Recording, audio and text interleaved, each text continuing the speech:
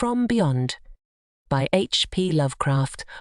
Horrible beyond conception was the change which had taken place in my best friend, Crawford Tillinghast. I had not seen him since that day, 2 months and a half before, when he had told me toward what goal his physical and metaphysical researches were leading, when he had answered my awed and almost frightened remonstrances by driving me from his laboratory and his house in a burst of fanatical rage.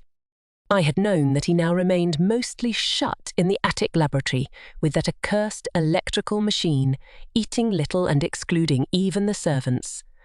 But I had not thought that a brief period of 10 weeks could so alter and disfigure any human creature. It is not pleasant to see a stout man suddenly grown thin, and it is even worse when the baggy skin becomes yellowed or greyed, the eyes sunken, circled, and uncannily glowing, the forehead veined and corrugated, and the hands tremulous and twitching. And if added to this there be a repellent unkemptness, a wild disorder of dress, a bushiness of dark hair white at the roots, and an unchecked growth of pure white beard on a face once clean-shaven, the cumulative effect is quite shocking. But such was the aspect of Crawford Tillinghast on the night his half-coherent message brought me to his door after my weeks of exile. Such the spectre that trembled as it admitted me, candle in hand, and glanced furtively over its shoulder as if fearful of unseen things in the ancient, lonely house set back from Benevolent Street. That Crawford Tillinghast should ever have studied science and philosophy was a mistake. These things should be left to the frigid and impersonal investigator, for they offer 2 equally tragic alternatives to the man of feeling and action: despair if he fail in his quest, and terrors unutterable and unimaginable if he succeed. Tillinghast had once been the prey of failure, solitary and melancholy. But now I knew, with nauseating fears of my own, that he was the prey of success. I had indeed warned him 10 weeks before, when he burst forth with his tale of what he felt himself about to discover. He had been flushed and excited then, talking in a high and unnatural, though always pedantic, voice. "What do we know," he had said, "of the world and the universe about us? Our means of receiving impressions are absurdly few, and our notions of surrounding objects infinitely narrow. We see things only as we are constructed to see them, and can gain no idea of their absolute nature. With 5 feeble senses we pretend to comprehend the boundlessly complex cosmos, yet other beings with a wider, stronger, or different range of senses might not only see very differently the things we see, but might see and study whole worlds of matter, energy, and life which lie close at hand yet can never be detected with the senses we have. I have always believed that such strange, inaccessible worlds exist at our elbows, and now I believe I have found a way to break down the barriers. I'm not joking. Within 24 hours, that machine near the table will generate waves acting on unrecognized sense organs that exist in us as atrophied or rudimentary vestiges. Those waves will open up to us many vistas unknown to man, and several unknown to anything we consider organic life. We shall see that at which dogs howl in the dark, and that at which cats prick up their ears after midnight. We shall see these things and other things which no breathing creature has yet seen. We shall overleap time, space, and dimensions, and without bodily motion peer to the bottom of creation. When Tillinghast said these things I remonstrated, for I knew him well enough to be frightened rather than amused. But he was a fanatic and drove me from the house. Now he was no less a fanatic, but his desire to speak had conquered his resentment, and he had written me imperatively in a hand I could scarcely recognize. As I entered the abode of the friend so suddenly metamorphosed to a shivering gargoyle, I became infected with the terror which seemed stalking in all the shadows. The words and beliefs expressed 10 weeks before seemed bodied forth in the darkness beyond the small circle of candle light, and I sickened at the hollow, altered voice of my host. I wished the servants were about, and did not like it when he said they had all left 3 days previously. It seemed strange that old Gregory, at least, should desert his master without telling as tried a friend as I. It was he who had given me all the information I had of Tillinghast after I was repulsed in rage. Yet I soon subordinated all my fears to my growing curiosity and fascination, Just what Crawford Tillinghast now wished of me I could only guess, but that he had some stupendous secret or discovery to impart, I could not doubt. Before I had protested at his unnatural pryings into the unthinkable. Now that he had evidently succeeded to some degree, I almost shared his spirit, terrible though the cost of victory appeared. Up through the dark emptiness of the house I followed the bobbing candle in the hand of this shaking parody on man. The electricity seemed to be turned off, and when I asked my guide, he said it was for a definite reason. It would be too much. I would not dare. He continued to mutter. I especially noted his new habit of muttering, for it was not like him to talk to himself. We entered the laboratory in the attic, and I observed that detestable electrical machine, glowing with a sickly, sinister, violet luminosity. It was connected with a powerful chemical battery, but seemed to be receiving no current. For I recalled that in its experimental stage it had sputtered and purred when in action. In reply to my question, Tillinghast mumbled that this permanent glow was not electrical in any sense that I could understand. He now seated me near the machine, so that it was on my right, and turned a switch somewhere below the crowning cluster of glass bulbs. The usual sputtering began, turned to a whine, and terminated in a drone so soft as to suggest a return to silence. Meanwhile, the luminosity increased, waned again, then assumed a pale outre colour, or blend of colours which I could neither place nor describe.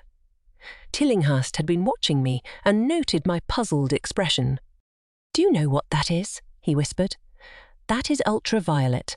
He chuckled oddly at my surprise. "You thought ultraviolet was invisible, and so it is. But you can see that and many other invisible things now. Listen to me. The waves from that thing are waking 1,000 sleeping senses in us. Senses which we inherit from aeons of evolution from the state of detached electrons to the state of organic humanity. I have seen truth, and I intend to shew it to you. Do you wonder how it will seem?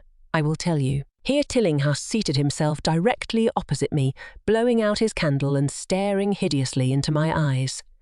"Your existing sense organs, ears first, I think, will pick up many of the impressions, for they are closely connected with the dormant organs. Then there will be others. You have heard of the pineal gland? I laugh at the shallow endocrinologist, fellow dupe and fellow parvenu of the Freudian. That gland is the great sense organ of organs. I have found out. It is like sight in the end, and transmits visual pictures to the brain. If you are normal, that is the way you ought to get most of it. I mean get most of the evidence from beyond. I looked about the immense attic room with the sloping south wall, dimly lit by rays which the everyday eye cannot see. The far corners were all shadows, and the whole place took on a hazy unreality which obscured its nature and invited the imagination to symbolism and phantasm. During the interval that Tillinghast was silent, I fancied myself in some vast and incredible temple of long-dead gods. Some vague edifice of innumerable black stone columns reaching up from a floor of damp slabs to a cloudy height beyond the range of my vision. The picture was very vivid for a while, but gradually gave way to a more horrible conception, that of utter, absolute solitude in infinite, sightless, soundless space. There seemed to be a void, and nothing more, and I felt a childish fear which prompted me to draw from my hip pocket the revolver I always carried after dark since the night I was held up in East Providence.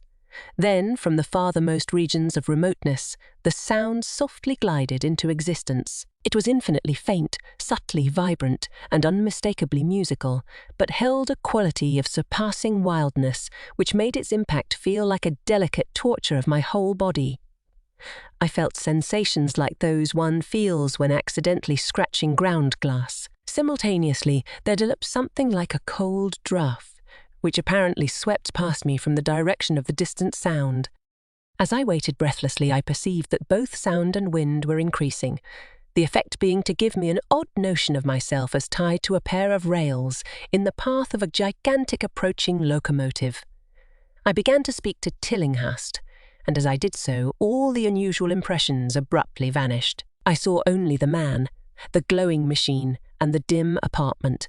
Tillinghast was grinning repulsively at the revolver which I had almost unconsciously drawn, but from his expression I was sure he had seen and heard as much as I, if not a great deal more. I whispered what I had experienced, and he bade me to remain as quiet and receptive as possible. "Don't move," he cautioned, "for in these rays we are able to be seen as well as to see. I told you the servants left, but I didn't tell you how. It was that thick-witted housekeeper. She turned on the lights downstairs after I had warned her not to, and the wires picked up sympathetic vibrations. It must have been frightful. I could hear the screams up here in spite of all I was seeing and hearing from another direction, and later it was rather awful to find those empty heaps of clothes around the house. Mrs. Updike's clothes were close to the front hall switch. That's how I know she did it. It got them all, but so long as we don't move, we're fairly safe. Remember, we're dealing with a hideous world in which we are practically helpless. Keep still." The combined shock of the revelation and of the abrupt command gave me a kind of paralysis, and in my terror, my mind again opened to the impressions coming from what Tillinghast called beyond. I was now in a vortex of sound and motion, with confused pictures before my eyes. I saw the blurred outlines of the room, but from some point in space there seemed to be pouring a seething column of unrecognizable shapes or clouds, penetrating the solid roof at a point ahead and to the right of me. Then I glimpsed the temple-like effect again, but this time the pillars reached up into an aerial ocean of light, which sent down one blinding beam along the path of the cloudy column I had seen before. After that, the scene was almost wholly kaleidoscopic, and in the jumble of sights, sounds, and unidentified sense impressions, I felt that I was about to dissolve, or in some way lose the solid form. One definite flash I shall always remember. I seemed for an instant to behold a patch of strange night sky filled with shining, revolving spheres, and as it receded I saw that the glowing suns formed a constellation or galaxy of settled shape, this shape being the distorted face of Crawford Tillinghast. At another time I felt the huge animate things brushing past me and occasionally walking or drifting through my supposedly solid body, and thought I saw Tillinghast look at them as though his better-trained senses could catch them visually. I recalled what he had said of the pineal gland, and wondered what he saw with this preternatural eye. Suddenly, I myself became possessed of a kind of augmented sight. Over and above the luminous and shadowy chaos arose a picture which, though vague, held the elements of consistency and permanence. It was indeed somewhat familiar, for the unusual part was superimposed upon the usual terrestrial scene, much as a cinema view may be thrown upon the painted curtain of theatre.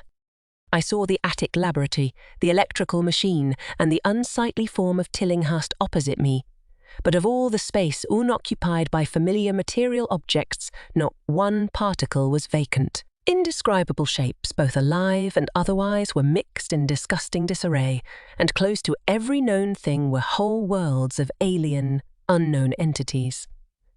It likewise seemed that all the known things entered into the composition of other unknown things, and vice versa. Foremost among the living objects were great inky, jellyish monstrosities which flabbily quivered in harmony with the vibrations from the machine. They were present in loathsome profusion, and I saw to my horror that they overlapped, that they were semi-fluid and capable of passing through one another, and through what we know as solids. These things were never still, but seemed ever floating about with some malignant purpose. Sometimes they appeared to devour one another, the attacker launching itself at its victim and instantaneously obliterating the latter from sight. Shudderingly, I felt that I knew what had obliterated the unfortunate servants, and could not exclude the things from my mind as I strove to observe other properties of the newly visible world that lies unseen around us. But Tillinghast had been watching me, and was speaking. "You see them, you see them, you see the things that float and flop about you and through you every moment of your life. You see the creatures that form what men call the pure air and the blue sky.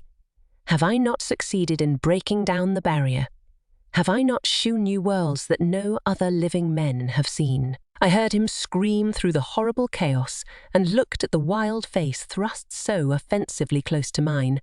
His eyes were pits of flame, and they glared at me with what I now saw was overwhelming hatred. The machine droned detestably. You think those floundering things wiped out the servants? Fool, they are harmless, but the servants are gone, aren't they? You tried to stop me. You discouraged me when I needed every drop of encouragement I could get. You were afraid of the cosmic truth, you damned coward, but now I've got you. What swept up the servants? What made them scream so loud? Don't know, eh? You'll know soon enough. Look at me. Listen to what I say. Do you suppose there are really any such things as time and magnitude? Do you fancy there are such things as form or matter? I tell you, I have struck depths that your little brain can't picture. I have seen beyond the bounds of infinity and drawn down daemons from the stars. I have harnessed the shadows that stride from world to sow death and madness. Space belongs to me, do you hear? Things are hunting me now, the things that devour and dissolve, but I know how to elude them. It is you they will get, as they got the servants. Stirring, dear sir. I told you it was dangerous to move. I have saved you so far by telling you to keep still, saved you to see more sights and to listen to me. If you had moved, they would have been at you long ago. Don't worry, they won't hurt you. They didn't hurt the servants. It was seeing that made the poor devils scream so. My pets are not pretty, for they come out of places where aesthetic standards are very different. Disintegration is quite painless, I assure you, but I want you to see them. I almost saw them, but I knew how to stop. You are not curious? I always knew you were no scientist. Trembling, eh? Trembling with anxiety to see the ultimate things I have discovered. Why don't you move then? Tired? Well, don't worry, my friend, for they are coming. Look, curse you, look. It's just over your left shoulder. What remains to be told is very brief and may be familiar to you from the newspaper accounts. The police heard a shot in the old Tillinghast house and found us there. Tillinghast dead and me unconscious. They arrested me because the revolver was in my hand, but released me in 3 hours after they found it was apoplexy, which had finished Tillinghast, and saw that my shot had been directed at the noxious machine, which now lay hopelessly shattered on the laboratory floor. I did not tell very much of what I had seen, for I feared the coroner would be sceptical. But from the evasive outline I did give, the doctor told me that I had undoubtedly been hypnotized by the vindictive and homicidal madman. I wish I could believe that doctor. It would help my shaky nerves if I could dismiss what I now have to think of the air and the sky about and above me. I never feel alone or comfortable, and a hideous sense of pursuit sometimes comes chillingly on me when I am weary. What prevents me from believing the doctor is this one simple fact, that the police never found the bodies of those servants whom they say Crawford Tillinghast murdered.